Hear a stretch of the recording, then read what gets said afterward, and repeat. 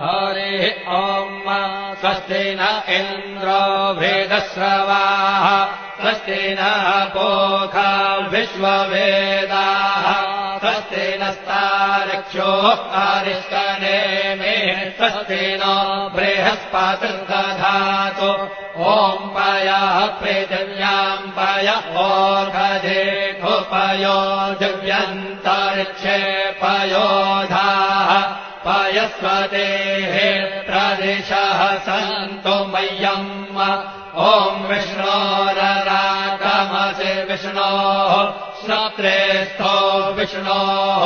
शूरसि विष्णोर्ध्रुवोऽसि वैष्णवमसि विष्णवे त्वा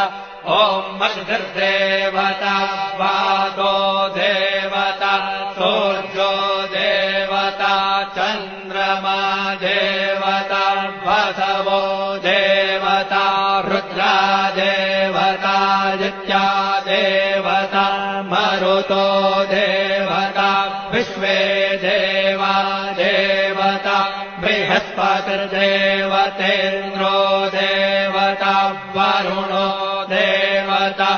ॐ चत्वारि शृङ्गात्रयो अस्य पादा द्वे शीरेखे सप्तहस्तासो अस्य